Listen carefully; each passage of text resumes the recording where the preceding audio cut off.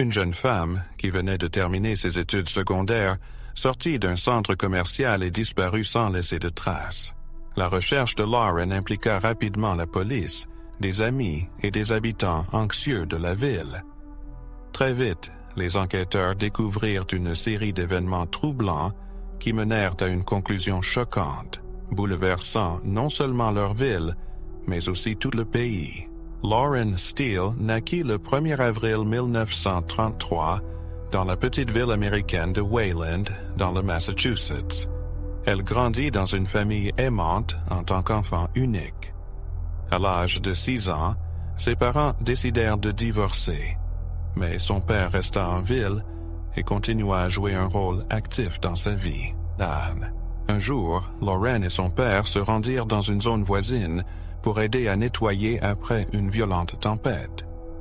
Malgré son jeune âge, elle participa à cet effort de nettoyage aux côtés de son père. À l'école primaire, Lauren était une athlète active. Elle commença par le soccer, puis s'intéressa au tennis, où elle obtint un succès notable dans les 2 sports. Cependant, sa véritable passion résidait dans le chant. Elle rejoignit la chorale de l'école et se produisit lors de divers événements. Au lycée, Lauren trouva un emploi à temps partiel dans une boutique de vêtements située dans le centre commercial local. Après son diplôme, elle prévoyait d'aller à l'université en Caroline du Nord et souhaitait économiser de l'argent avant son départ. Lauren obtint son diplôme de lycée à l'été 2011, à 18 ans. Après avoir terminé ses études, elle passa beaucoup de son temps libre avec ses parents et ses amis, désirant profiter au maximum de ses derniers mois chez elle avant son grand départ. Le matin du 3 juillet, elle se rendit à son travail au centre commercial comme d'habitude. Avant son service, Lauren avait prévu de retrouver des amis juste après sa journée de travail et leur avait promis de les appeler. Vers 19h30, Lauren termina son service, dit au revoir à ses collègues et quitta le centre commercial. Ses amis l'attendaient avec impatience pour son appel, mais pour une raison quelconque, Lauren ne les contacta pas. Ils commencèrent à lui envoyer des messages et à essayer de l'appeler, mais il n'y eut aucune réponse. C'était inhabituel, car ils étaient toujours en contact. Au début, ses amis pensèrent que Lauren était simplement occupée et qu'elle les recontacterait tôt ou tard. Rapidement, son père commença à s'inquiéter, car Lauren devait passer chez eux après son service, mais ne se présenta jamais. Ses appels restèrent sans réponse, et après un certain temps, il contacta les amis de Lauren. En apprenant qu'ils ne l'avaient pas vue de la soirée et qu'elle n'avait pas donné signe de vie, il décida de contacter immédiatement la police. Comme la ville était très petite, les parents de Lauren ne purent penser à un endroit où leur fille pourrait se trouver. Le fait qu'elle n'ait pas retrouvé ses amis ou répondu à des appels les amenait à envisager sérieusement qu'il s'était passé quelque chose de terrible. Le département de police local commença rapidement une recherche. À peu près au même moment, les amis de Lauren rapportèrent que l'un d'eux avait aperçu la voiture de Lauren près d'une plage au bord du lac local. Les agents arrivèrent sur place et trouvèrent effectivement son véhicule rouge. Cependant, Lauren était introuvable. À l'intérieur de la voiture se trouvaient son sac à main, son téléphone et son ordinateur portable, mais les fenêtres étaient baissées. Tout semblait extrêmement suspect. Amis et familles insistaient sur le fait que Lauren ne laisserait jamais ses affaires dans un tel état. Son père, paniqué, se précipita à la plage et entra dans l'eau, craignant que sa fille ne soit là. La police fouilla le véhicule, mais ne trouva aucun signe de lutte, de sang ou d'autres indices. Ils commencèrent ensuite à explorer la zone autour de la plage, mais Lauren restait introuvable. La seule piste découverte fut les clés de la voiture de Lauren, qui avaient été jetées dans un caniveau à proximité, comme si quelqu'un les avait délibérément abandonnées. À ce moment-là, des amis s'étaient rassemblés à la plage, et les détectives parlèrent avec chacun d'eux. Ils mentionnèrent que Lauren avait un ancien petit ami, Nathaniel, avec qui elle s'était séparée quelques mois plus tôt.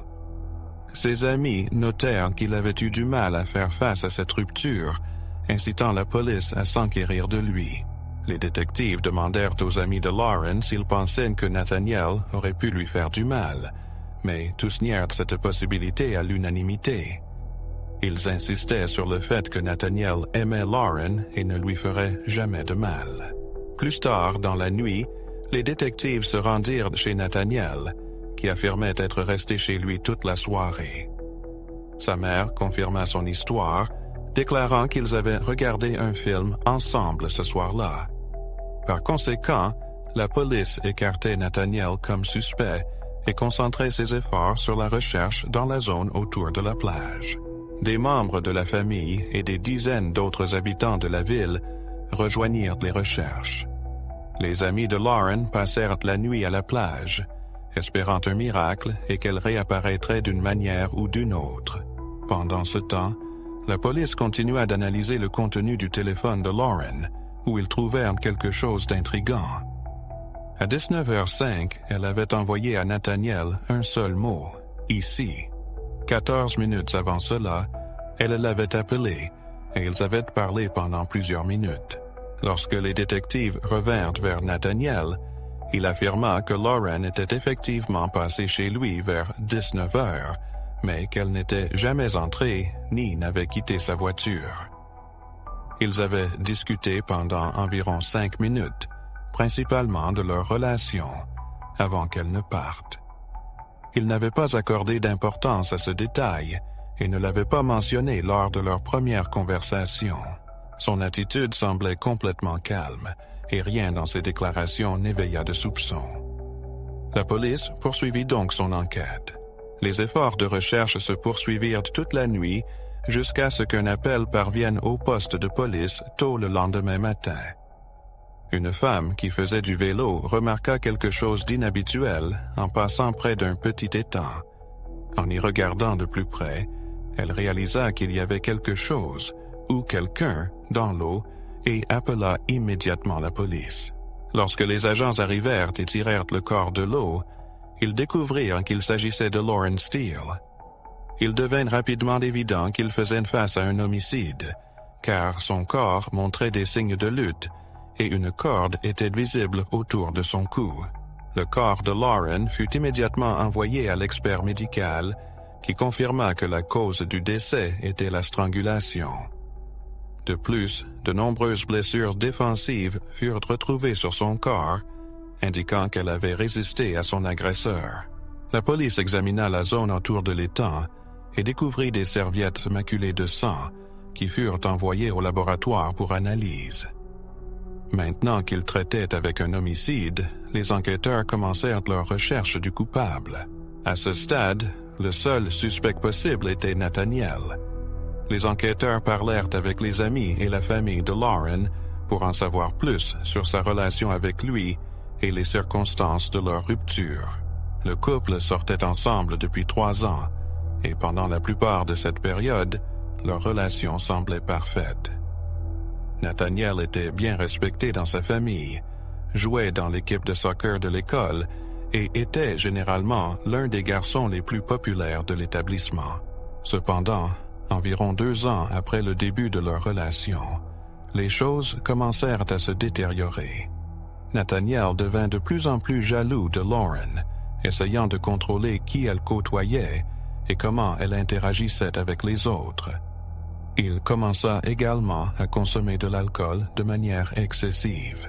Les amis de Lauren ont remarqué ces changements et l'impact négatif qu'ils avaient sur elle, ce qui les a poussés à l'encourager à envisager de mettre fin à sa relation. Le couple se séparait souvent pour se réconcilier par la suite. Finalement, 3 mois avant la mort de Lauren, elle a décidé de mettre un terme définitif à cette relation. Selon ses amis, Nathaniel a très mal vécu cette rupture. Il a tenté de convaincre Lauren de ne pas le quitter en la visitant et en l'appelant, mais elle était résolue à ne pas raviver leur relation. Peu à peu, Nathaniel est tombé dans une profonde dépression, s'isolant de ses amis et perdant tout intérêt pour le football, qui avait toujours été sa passion. Après avoir obtenu son diplôme, il avait reçu une bourse sportive pour l'université qui couvrait ses frais de scolarité, mais cela n'avait plus d'importance pour lui. Se renfermant chez lui, Nathaniel a commencé à boire excessivement. Sa mère a décidé de l'emmener voir un psychologue, qui a conclu après plusieurs séances que Nathaniel souffrait effectivement de dépression. Malgré son éloignement des amis, Nathaniel n'a pas abandonné l'idée de restaurer sa relation avec Lauren. Un soir, Lauren a organisé une fête de remise des diplômes à laquelle assistaient des dizaines de diplômés et leurs parents. Nathaniel est arrivé ivre et a vu Lauren discuter avec d'autres garçons. Il s'est approché d'elle, essayant de parler de leur relation, mais elle lui a fermement dit qu'elle n'était pas intéressée par cette conversation, ce qui l'a mise en colère. Dans le jardin voisin, un grand chapiteau avait été installé pour la fête. Nathaniel a frappé l'une des structures de soutien, provoquant l'effondrement complet de l'abri sur les invités. Ils ont dû le soutenir, et Nathaniel a été prié de partir immédiatement. Après cela, Lauren a approché sa mère en larmes, disant que Nathaniel ne la laisserait pas tranquille. Dans un autre incident, Nathaniel a confronté un garçon avec qui Lauren parlait et l'a menacé de mort. Tous ces événements ont conduit les enquêteurs à suspecter que Nathaniel pouvait effectivement être impliqué dans un meurtre. Il était la dernière personne à avoir parlé à Lauren et l'avait vue avant sa disparition. Cependant, la police faisait face à un problème majeur: l'alibi fourni par sa mère. Au cours de l'enquête, ils ont découvert un autre détail intriguant. En examinant les vidéos de surveillance du centre commercial où Lauren travaillait, ils ont constaté que Nathaniel était arrivé environ 1 heure avant la fin de son service. Toutefois, il ne l'a pas visité. Il s'est rendu dans un magasin de nutrition sportive au même étage. Finalement, la police est retournée chez Nathaniel pour lui parler à nouveau, mais cette fois, il n'était pas là. Ses parents ont dit qu'il était parti quelques heures plus tôt et qu'ils ne savaient pas où il se trouvait. Les enquêteurs ont alors interrogé à nouveau sa mère, lui demandant si elle était restée chez elle toute la soirée. Cette fois-ci, elle a rappelé qu'elle était sortie brièvement au moment où Lauren était venue après son travail. En rassemblant tous ces faits, la police a demandé un mandat de perquisition pour la maison de Nathaniel. Leur première étape a été le garage, où ils ont immédiatement remarqué plusieurs cordes élastiques similaires à celles utilisées par la victime. À l'aide de luminol, les experts ont trouvé une grande tache de sang sur le sol du garage, qui avait été nettoyé et n'était pas visible à l'œil nu. Du sang a également été découvert sur la poignée de la porte de la cuisine, sur le sol et dans 2 éviers. Rapidement, les enquêteurs ont découvert un sac de sport contenant des chaussures couvertes de sang et de terre. Dans la chambre de Nathaniel, ils ont trouvé une petite porte menant au grenier, où ils ont déterré une autre paire de chaussures avec des traces de sang, ainsi que des vêtements sales et humides. Les preuves ont été envoyées au laboratoire, qui a rapidement établi que le sang appartenait à Lauren. Nathaniel a donc été déclaré recherché, et quelques heures plus tard, la police l'a trouvé chez sa tante. En entrant, il n'a pas résisté à l'arrestation et est resté calme. Cependant, ses parents ont immédiatement engagé un avocat, ce qui a empêché les détectives d'obtenir une confession. Il a été inculpé pour meurtre, et l'affaire a été portée devant le tribunal. Pendant que les préparatifs étaient en cours, les enquêteurs ont découvert d'autres détails inquiétants. Sa cousine, qui vivait dans la maison où il a été arrêté, a révélé que la nuit du meurtre de Lauren, Nathaniel l'avait appelée et lui avait demandé de se voir parce qu'il voulait parler. Elle était occupée à ce moment-là, mais ils se sont rencontrés le lendemain, au même moment où la nouvelle de la découverte du corps s'est répandue dans la ville. Sa cousine a alors demandé s'il avait un lien avec l'affaire. La réponse de Nathaniel était glaçante. Il a déclaré qu'il ne retrouverait jamais l'arme du crime si elle posait des questions à ce sujet. Il a ensuite avoué avoir conduit la voiture de Lauren jusqu'à cette plage. Une autre révélation était que Lauren avait accepté de rencontrer Nathaniel ce soir-là seulement parce que sa mère s'était rendue à son travail pour lui demander de lui parler. La femme était préoccupée par son fils et espérait que cette conversation l'aiderait à se remettre de sa rupture, mais elle n'aurait jamais pu imaginer ce que son fils ferait finalement. Alors que Nathaniel restait en prison sans possibilité de caution, son avocate a déclaré qu'il chercherait à obtenir un acquittement. L'avocat ne niait pas que son client avait commis le meurtre. En fait, il l'a reconnu. Cependant, il a insisté sur le fait qu'à ce moment-là, Nathaniel était dans un état d'incapacité mentale et ne pouvait donc pas être tenu responsable de ses actes.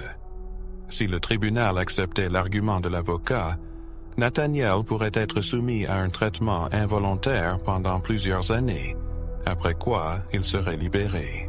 Le procès a commencé le 13 février 1913, 1 an et demi après le meurtre. L'accusation a présenté sa version des faits, affirmant que Nathaniel était pleinement conscient de la gravité de ses actes et avait prémédité le meurtre. Selon leur récit, ce jour-là, Nathaniel avait prévu de rencontrer Lauren après son service, lorsque ses parents seraient absents de la maison. Les détectives ont également découvert qu'il lui avait demandé de ne pas venir directement chez lui, mais de se garer dans une rue voisine. Lorsque Lauren est arrivée chez lui, il l'a conduite au garage, où il l'a poignardée plusieurs fois avant de l'étrangler. Il a ensuite pris son Jeep et l'a garé près d'un marais, après avoir récupéré les clés dans son sac à main. Après cela, Nathaniel est rentré chez lui pour nettoyer le sang. Notamment, la police a trouvé un témoin qui a vu Nathaniel ce soir-là. Selon le timing, il a été aperçu juste après être rentré chez lui du marais, torse nu, avec de la musique forte venant de sa voiture. L'avocat de Nathaniel n'a pas contesté que le jeune homme l'avait tué, mais il a soutenu que cela résultait d'un épisode psychotique temporaire, durant lequel Nathaniel était incapable de contrôler ses actes. Plusieurs experts invités ont affirmé que Nathaniel présentait des symptômes compatibles avec la schizophrénie, ce qui aurait pu jouer un rôle dans l'incident. Ils ont également souligné que Nathaniel était un joueur de football actif et recevait régulièrement des coups à la tête. Enfin, ils ont déclaré que le défendeur souffrait de dépression, ce qui altérait sa capacité à comprendre ses actions. Nathaniel a lui-même déclaré à un psychologue que, durant le meurtre, il avait eu l'impression de se détacher de son corps et qu'il était incapable de contrôler quoi que ce soit. L'accusation a soutenu que toutes ces hypothèses étaient déconnectées de la réalité, soulignant que Nathaniel avait attiré sa victime chez lui, l'avait tué pendant plusieurs minutes, puis avait éliminé sa voiture et le corps, dissimulant toute trace de sang et cachant ses vêtements. Cela indiquait un crime prémédité plutôt qu'un épisode soudain et impulsif. En conséquence, le jury a conclu que Nathaniel était coupable de meurtre, et le tribunal l'a condamné à la réclusion à perpétuité sans possibilité de libération conditionnelle. Notamment, après l'annonce du verdict, quelque chose d'inattendu s'est produit. Le père de Lauren s'est approché des parents de Nathaniel et les a embrassés. Il a ensuite expliqué ses actes en disant qu'ils avaient eux aussi perdu leur fils ce jour-là. Par la suite, il a créé une fondation en mémoire de sa fille, visant à prévenir des tragédies similaires. La fondation promeut des initiatives éducatives conçues pour sensibiliser les adolescents au danger des relations malsaines et à l'inacceptabilité de la violence sous toutes ses formes. En 2001, un événement significatif a eu lieu. La Cour suprême a statué que les individus de moins de 20 ans pouvaient être condamnés à la réclusion à perpétuité. Étant donné que Nathaniel avait exactement 20 ans au moment de sa condamnation, théoriquement, il pourrait demander une libération conditionnelle un jour, bien qu'aucun progrès n'ait été réalisé dans ce sens. Les parents de Lauren ont réagi très négativement à cette décision. Sa mère a déclaré que puisque Nathaniel avait pris la vie de sa fille, il ne devrait pas avoir le droit de vivre la sienne. Elle estime qu'il devrait rester derrière les barreaux jusqu'à la fin de ses jours. Partagez vos réflexions sur cette histoire dans les commentaires et n'oubliez pas de liker et de vous abonner si vous avez apprécié la vidéo. Merci d'avoir regardé.